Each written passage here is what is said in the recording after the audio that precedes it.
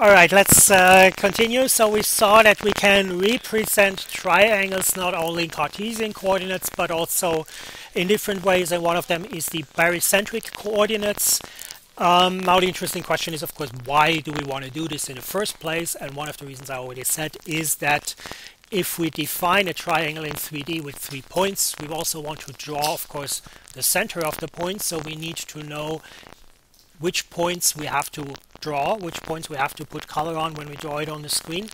Another reason why we're interested in knowing if a point P is within a triangle or outside of the triangle, a point that is on the plane defined also by the triangle, if it is inside or outside of that triangle, is for intersection. For example, if we do ray tracing, if you remember the rough idea of it that I explained in the first lecture, in ray tracing we shoot a ray from our eye through a pixel on the screen and then towards the scene, and then we draw the first object that is hit by this ray. And if this ray is of course a triangle, we can check if it intersects with the triangle, but it will also be easier to do to calculate an intersection point with the plane that is defined by the triangle, and then check if this intersection point is within the triangle or not. Calculation wise, this is of course a little easier, a little more straightforward.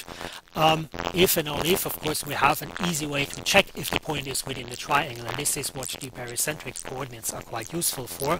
Now I talked about ray tracing, but I also said at the beginning that we will talk about ray tracing at the end of the course, because usually if you're interested in game programming, then ray tracing is very slow, which is why in game programming we usually use projective methods, because we want to have interactivity, we want to have it fast. But these ray intersection tests are actually also important for game programmers if you program with the projective methods, and the reason is exactly the reason why we use the projective method in the first place. It's the interactivity, because if you have an object on the screen and you click with your mouse on a specific coordinate on the screen, you want to know, of course, which object you are hitting with that click, and that can be done by shooting a ray in that direction, and then you have the same problem that you have with ray tracing. So this is an important problem that we need to solve, and we can solve it very easily with this barycentric coordinates. And to understand this and to come up with this, let's just look at simple examples to get a better understanding of it. If we have this representation of a point in barycentric coordinates, let's look at a few special cases. If we have beta and gamma equals 0, then of course we get this original point A, which I said is some sort of an origin of our barycentric coordinate system. If we see the sides of the triangle as new base vectors of this subspace that we have. If beta is 1 or gamma is 1 and the other is 0, then of course we get the other two corner points of the triangle. So we get here, if this was gamma, then we get here C, and here we get B.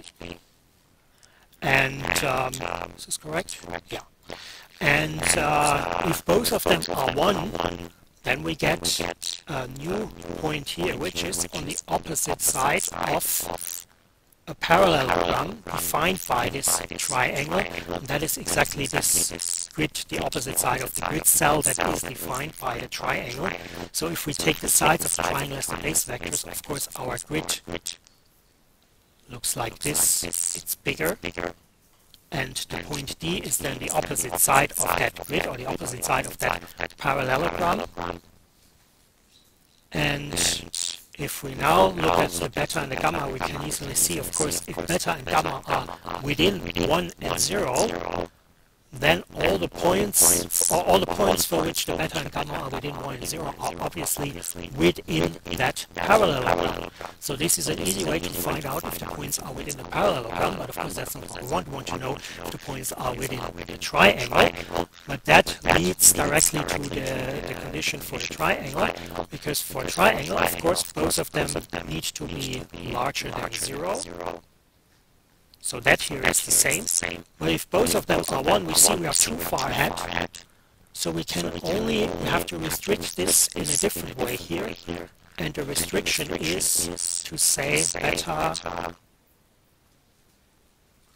beta plus gamma must be smaller than 1. Then they are within the triangle. Or if we say here instead of smaller or equal to, then we include also the borders of parallelogram, or in this case then the borders of the triangle, whereas if it's only smaller than or larger than 0 or smaller than 1, then it's directly really only in the inside. Good, so we see here we have a very simple condition to check if an intersection point of a line and a triangle is, of a line and a plane is within a triangle that defines this plane. But of course we have to find that intersection point in the first place, and this comes to the next section, which are the next topic to discuss about today is intersection tests.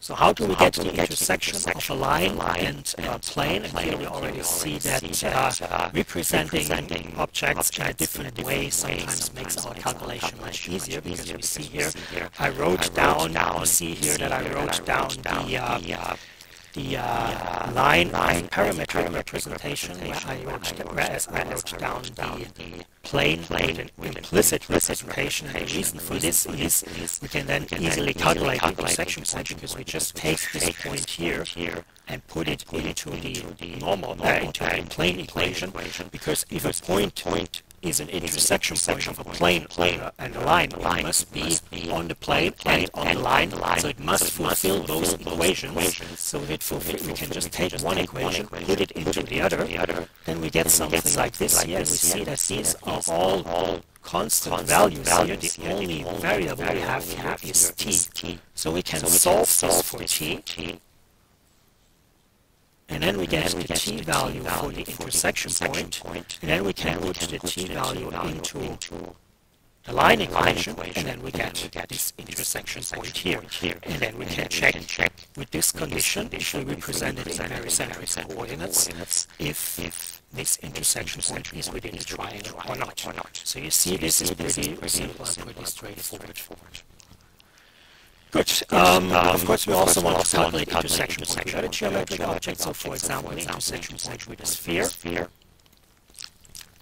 Now, the approach is the same, only the calculation is a little bit more complicated here, because we have these square values here.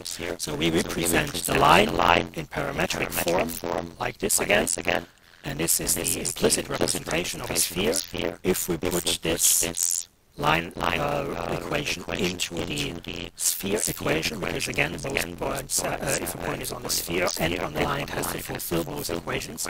So we just put it in here, and we see again we just have one variable here, so we can solve for this one variable t. But the problem is, of course, we have it here to the power of 2. So if we write this down here, this is the same thing, just written in one line. We see here t is always to the power of 2. So if we continue now to do the arithmetic transformation to write it down, we will end up with something like this, where we have some t to the power of 2 and some factor with t plus a constant value equals 0. And this is a quadratic equation that we can solve with this equation here. If you don't remember that from school, or if you want to know why this really solves this quadratic equation, then just look at the book. The proof is in the book.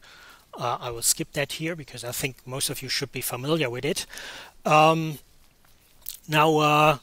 the interesting question is, of course, what does it mean geometrically? This is just the arithmetic calculation of it, but and you already see here that the equation already says x1 and 2, so you already see here that you can have two solutions, which is arithmetically clear because the square root can be positive or negative, and if depending on which one you take here, you get x1 and x2, so that's why we get two solutions. What does this mean geometrically? Of course, geometrically it means what you already see here in the image, that we have two intersection points. The one where if it is a ray and we shoot it in that direction, the one is where the ray enters the sphere, and the other is where the ray exits the sphere. Question is, of course, are there only is this the only way? Oh no, it's not the question because I already wrote the answer at the top. we can also have 1 and 0 solutions. And what is that geometrically? Any idea? Yeah. Yeah, exactly. 0 is just the ray. If you shoot a ray, it just completely misses the sphere. The other one, it's just touches it just at one point on the sphere. And arithmetically, of course, we also see this in case of 1. Then the square root is 0. And in this case, the square root is not defined because it's the square root of a negative value, which is not defined. So we get arithmetically no solution, which means geometrically the line or the ray doesn't intersect with the sphere, or we get 1, which means the ray that touches the sphere, or 2, which means the ray goes right through the sphere. Yeah, I already said the geometric representation of this, but of course, when we have 2 solutions, they can be both positive, they can be both negative, or one of them can be positive and the other can be negative. Any idea what that could mean geometrically? Think about ray tracing, that makes it easier. Yeah. Exactly, yeah. So for ray tracing, I said we have an eye vector or array that we shoot from our eye through our screen. And then if that hits an object, so if, for example, here, of course, for ray tracing, we're only interested in the first intersection point, but when we calculate, we get these 2 here. But we could also get the situation where we are in the sphere, then we get these 2. And since we usually place our coordinate system for calculation with the origin at the eye, because that makes our calculation easier, because then we know everything in front of us is positive, then of course this here is all lower than 0 and this is larger than 0. Good.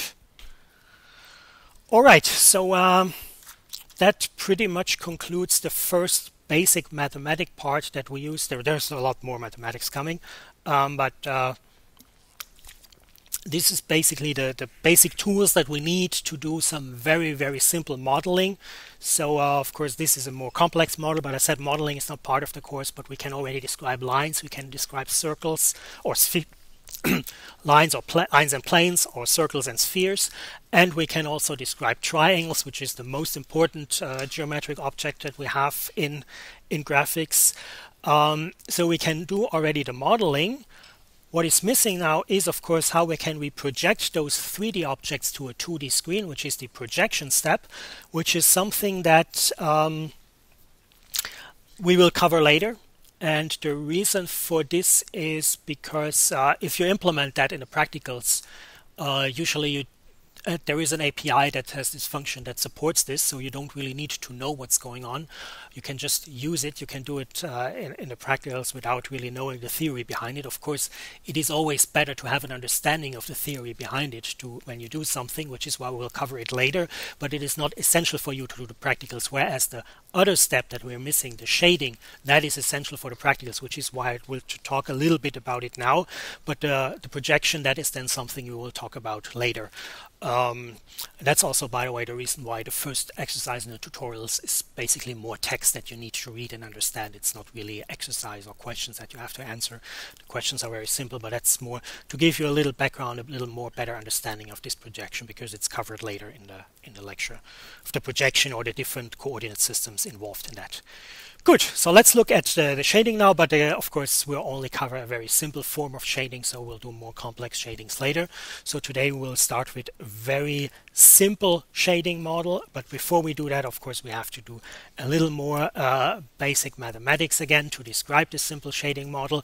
We have to first of all extend our notion of a normal vector to 3D, so from a vector that is perpendicular to a line or another vector in 2D to a vector that is perpendicular to, for example, a plane in 3D, and then we call that vector a normal vector or a surface normal, because it is a normal vector to a surface. which is pretty straightforward. If it's a flat surface, if it is a non-flat surface, you already had this image before, then it is just a straightforward generalization, only that we do not say it's to a flat surface, but it is to the tangent plane on a specific point in a specific position. I will not go into the details of the mathematics here, but I think it should be pretty straightforward. If you're interested in that, there is a chapter in the book about this. To calculate this, it's you have to calculate the gradient, but that would go beyond the level of mathematics that we want to cover in this course. So just if you're interested in it, you can look it up in the book. If not, the intuitive interpretation of it, you have, for example, a sphere, and then you put a plane on top of the sphere, a tangent plane on the sphere, and then you calculate a normal vector like you would do with a normal plane. That is pretty straightforward, and that should be enough for you to understand it. One thing, of course, is important to keep in mind with this, that the normal vector is not always defined. A normal vector on a random point on an object is not always defined because the tangent plane is not always defined. For example, if we have here a 3D object like a box, then of course it is straightforward to say the normal vector here is the normal vector on the plane defined by the side of the box. Same way here, where we have another side of the box which defines a plane, and then we can, all vectors that are perpendicular to that plane are normal vectors to that surface. But of course what happens here at the border here? Because here we don't have a tangent plane or a plane defined by that line, because the line can have any kind of plane or orientation. A plane that goes through that line can have any kind of orientation. So we have to deal with this in modeling when we do the light calculations, because the normal vector are important for the light calculations. So we have to do some special treatment in that case, because the normal vector is not defined in that position. Good. So so we know now what normal vectors are, but of course we also need to know how to get them. And for an implicit representation, it's pretty straightforward, because of course I hope you all know that now, that this is a normal vector to the plane, or in 2D to the line, so we can just take it from the equation and just write it down, so we already automatically get it. For the parametric representation, it's a little bit not more complicated, but we just have to put in a little more effort. But you should also know from last time how we do that. Any idea? No? Okay, remind you again, tutorial start today. If we have two vectors here, v and w, and we want to get a vector that is perpendicular to it, cross product, exactly, good. So we just take the cross product, but of course when we look at the image, we already said that last time, both of these are orthogonal to each other. So both of them are the cross product, so we have to be careful when we want to do the light calculations that depend on the vector, that we use the one of the two normal vectors that points in the direction of the light source. Because if it points to the other side, so if the light source is, for example, on this side here and points to here, then we can only do the calculation with a normal vector that points in that direction. If we use the other one that points in the other direction, it's as if the light source is behind of us, then of course the object would be dark. So if we use the wrong one, our object is dark, even if we have in our model a light on that side. And that reminds me that there is a typo on the first tutorial. It is actually, this is the normal vector pointing to the other side. In the tutorial I just swapped these two in the exercises. Sorry for that. I was each year I'm going through the exams from the previous year, and then I change the tutorials a little bit to go through the exams to find typical mistakes that often happen, and then I change the tutorials a little bit to avoid those mistakes this year. And when I did this, it just happened to me that I swapped the lines. So, but I put it already on the website, so you should see that. And if not, it's also always a good exercise. It's actually sometimes you remember it better when you identify a mistake in the exercises than if we just give it to you straight away. Good. So you see that this is also quite simple for a plane in parametric form. We just need to be careful with the direction of the normal vector. And the same is true for the spheres, because for the spheres we also already have it, basically, because we said here we have the center of the sphere. Here we have a point on the sphere, and this here is the vector p minus c. So if we take the reverse of it, that would be this one, then we already have a normal to that tangent plane, but again this points in the wrong direction, because if unless we have, of course, a light source within the sphere, and we are in the sphere, our observer or our camera is within the sphere, then of course it would be correct. But if, like we have it usually, that the light is outside and it shines here, then of course this normal vector is algebraically correct, but from a geometric point of view it's completely useless for us. But we need a vector that points to the outside or points away from the sphere. Good. And we need that to do the light calculation. Now we come to this simplified shading model. And again, this is a simplified shading model. And so we're dealing a little bit with the physics now. So I said at the beginning that in graphics, a lot of the stuff in graphics is based on mathematics. But if we want to represent a real-world image or an image in our computer that looks like the real world, we also need to have some sort of a physical understanding of our real world. So, and from physics, we know that the way we perceive an object when we look at it depends, of course, first of all, on the material of the object, on its color also, but it also depends on the characteristic of the light that shines on the object. Like a red or blue light produces a different image for us than a white light. It also depends on the position of the observer. So where I'm standing has also an influence on how I see color, how I perceive color. So to model that, we need to know the characteristics of the light and of the surface. We need to know the distance of the light, how far away the light is, and we need to know the distance of the observer, and we need then to mathematically describe them. Now, since this is a simplified shading model, we often, or in a simplified version, we often ignore the light distance, because the distance has a minor impact. It's only if you have like a flashlight and it's very close, of course, then you see a difference. But if you take that flashlight and put it 50 meters away, then you see a difference. But if you take the light rooms here, and if I walk a little closer to them, you won't see much of a difference of how the light reflects on me. Which is why in a simplified version we often don't deal with it. Also, the distance of the observer, the influence of that on our perception of light or color is even lower, which is why this is not only often ignored just in a simplified shading model, but in general in shading we very often ignore this distance of the observer to the object when we want to do a simple light calculation.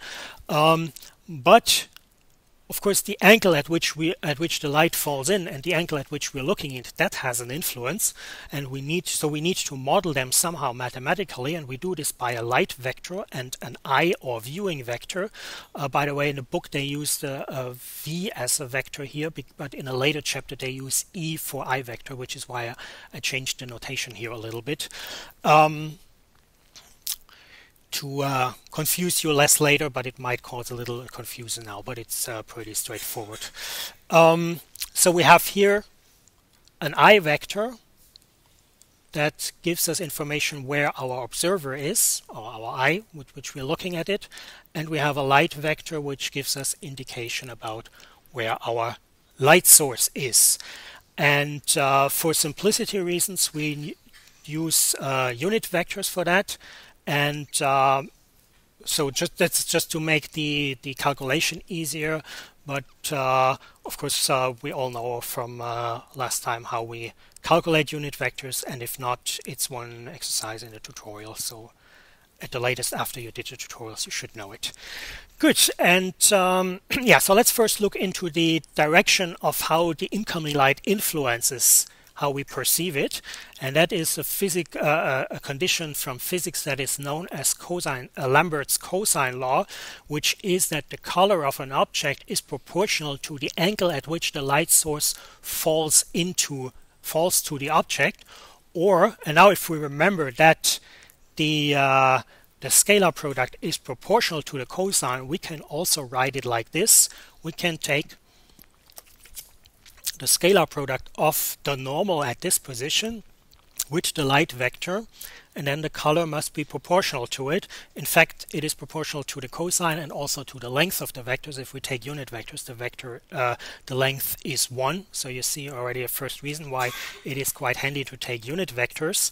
And you also see why we need normals for light calculation, because of course we need the normal to either calculate the angle or to calculate the light without calculating the angle by using the scalar product of the two vectors. So so this is just the standards that we know from physics. If you think about what that means, if you remember the cosine of an angle, that looks like this here. And then you see here at this position, if phi L equals 90 degrees, it is 0, and if it equals 0, it is the maximum value, and that means we have the maximum if the light hits an object directly. And the more, if you think about a flashlight, if I hold a flashlight and then you look down, you get a very bright spot, and the more I tilt it to the side, the less the light hits the object directly, but it comes more from the side, so the intensity of the light decreases, or the intensity of the color that we see from this light reflecting the light decreases, until a point where I basically put the flashlight on the table, and then if it is really in line with the table, then we don't see any light at all, of course. Where the flashlight is always, if we put it on the table, a little bit on top, and then we get a very light, a very low intensity of light there. So this is also kind of intuitively true. And if we want to model this, of course, it depends, like I said, on the angle between those, which we can calculate with the scalar product, but it also depends on the surface color, of course. If we have a red surface or a blue surface, that makes a difference for us. But also it depends on the light color or the intensity of the light. A strong light has a different perception for us than a weak light, and also a red and a blue and a white light have a different perception for us, of course. And we model this in graphics by just adding two factors. For the surface, we take a so-called diffuse coefficient, and for the light source, we take an intensity coefficient, and then we just multiply this with the scalar product. But now you see here, there is also this maximum of 0 and the scalar product added. And where does that come from? That is just a simple way to deal with this issue that here the scalar product, if we take the scalar product, then of course it can also get negative. And if you think about what that means for the angle, if this here is 90 degree, and then if it is larger than this, then it gets negative, and that basically means the light source is behind the object, so the object is completely in the dark, which is why we set the color to 0 in that case, and we can just mathematically do this simply by just taking the maximum of 0 and the scalar product. Good, so this way we can model light that is so-called diffuse light, which is why Lambertian shading is often also called diffuse shading, which is basically a kind of shading on a matte surface where you have not much of a reflection. Like if you have wood, for example, or a regular table like here, then it's just a regular reflection where the light is reflected in all areas similarly. But if you have a polished area, or for example a sphere that is polished, like think about a bowling ball, then if you look at this, you also have some certain bright spots where the light hits directly and they are a little lighter. Here is an example. On the left side you see a diffuse shading, which is kind of similar on all sides. Of course, darker or lighter depending on where the light comes from, but if the light hits it, it's always the same, whereas in a glossy shading, we have these hot spots here, or shiny spots here, where the light is on a polished area reflected a little stronger. So this is actually, there's something missing here. This is often called Fung reflection or Fung shading, based on the person who introduced that, or a glossy reflection in contrast to a diffuse reflection. And what happens here is that the viewing direction actually matters. The viewing direction for diffuse lighting doesn't make much of a difference. If you have a matte surface and if you look at it from this perspective and then you move a little bit to the side, how it changes here, the reflection doesn't matter that much. How the light looks, or the surface of the object looks, doesn't really change that much. Whereas if you have a polished area like my graphics tablet here, where you see the reflections of the light, if I move over here, then of course these reflections change a little bit. So these hot spots that we have here, these shiny spots, they change when I change my position, which is why I also have to take into account the viewing direction here. And the condition or the relation that we have between the viewing direction and the reflection is this reflection is maximum when the angle of the reflected light is the same as the angle of the incoming light.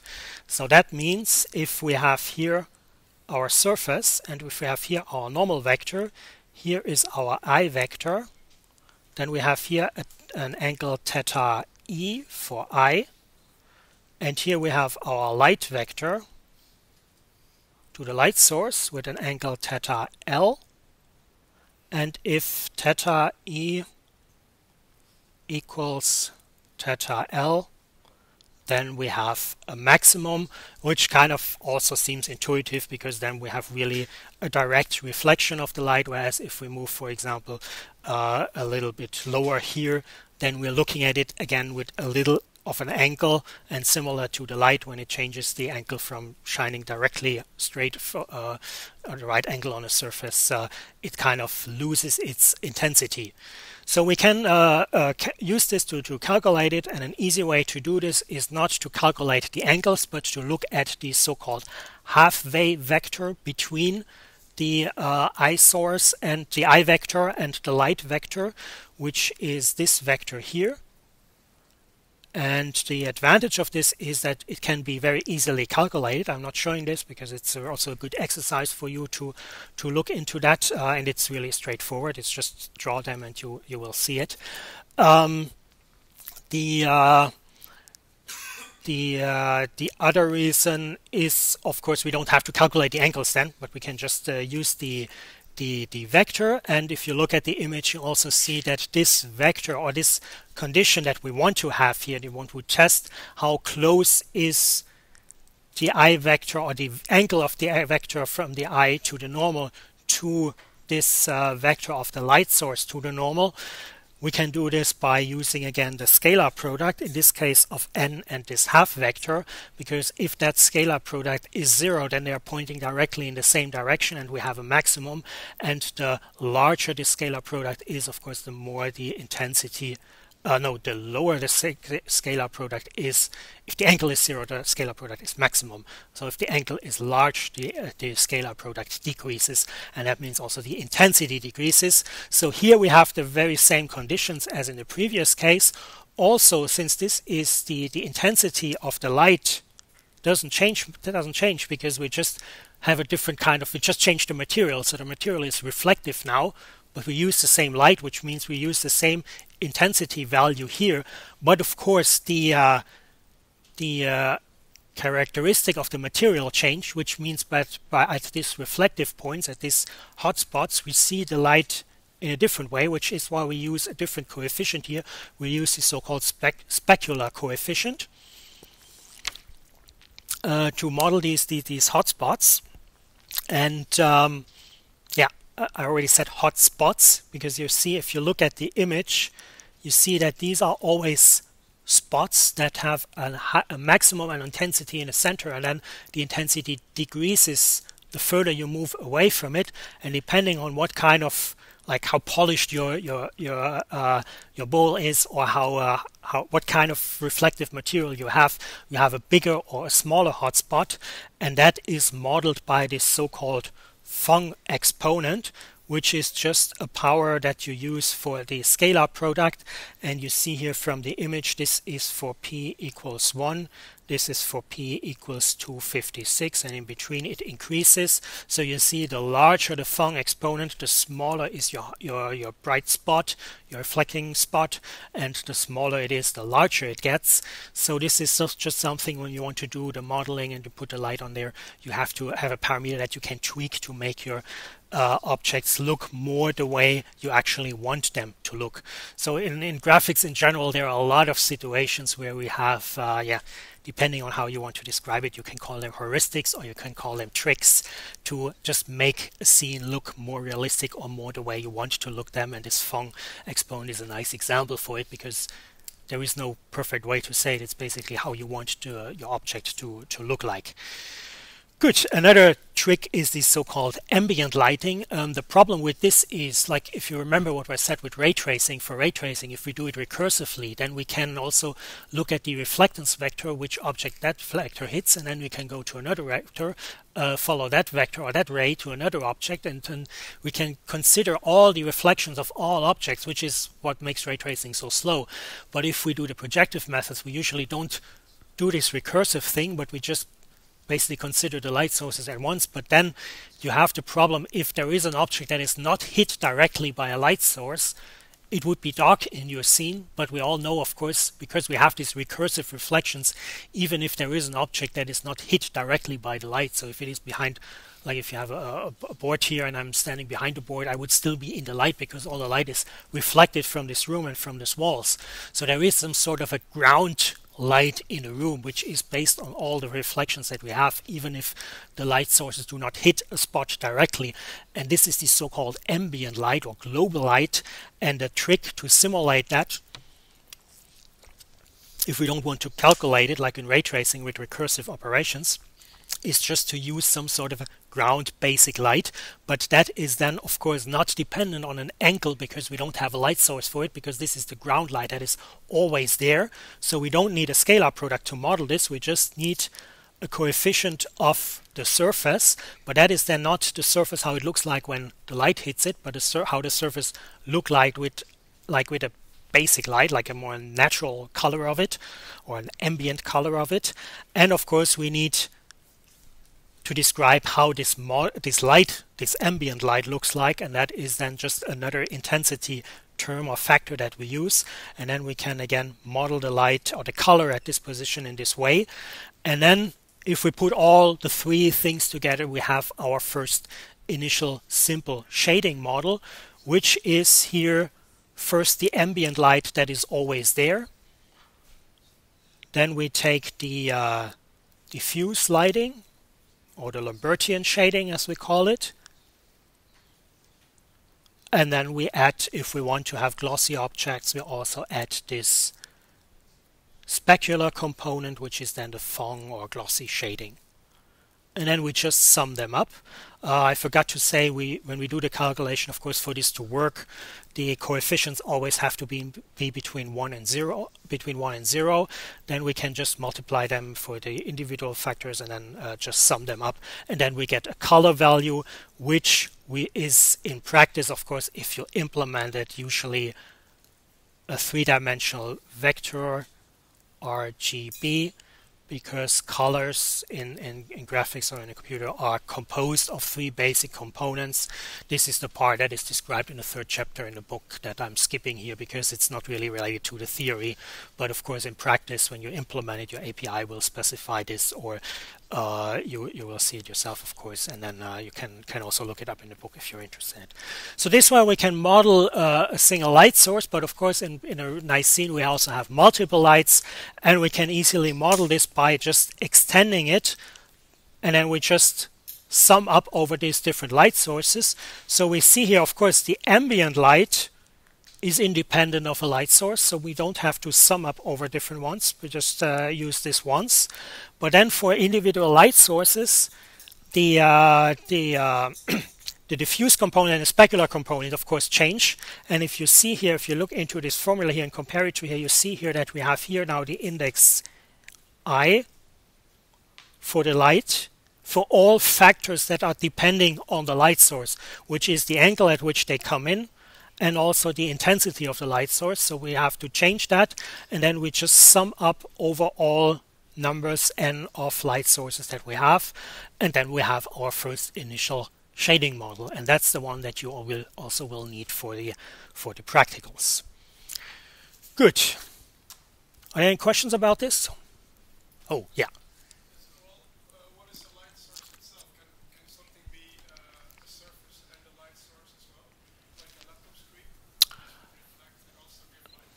Yes, that can be, and we will discuss this also later in relation to global illumination. But for the simple model, of course, like I said, it's a very simple model. It means also a simple scene, so we basically assume we have an external light source. Yeah. But in practice, you're right, of course. Yeah. Yeah. Yes. Yes, I think we're missing it. Thanks. Interesting, because I didn't change that slide, so it was already a mistake last year and no one realized it. Oh, thanks a lot.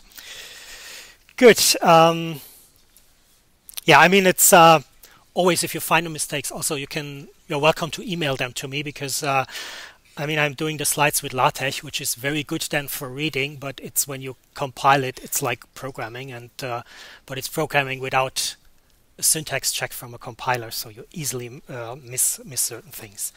So thanks a lot. Good. More questions?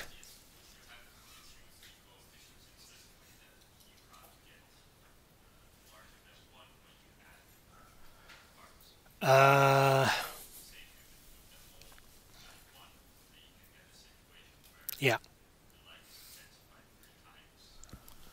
Actually, yeah, now that you say it, that sounds reasonable.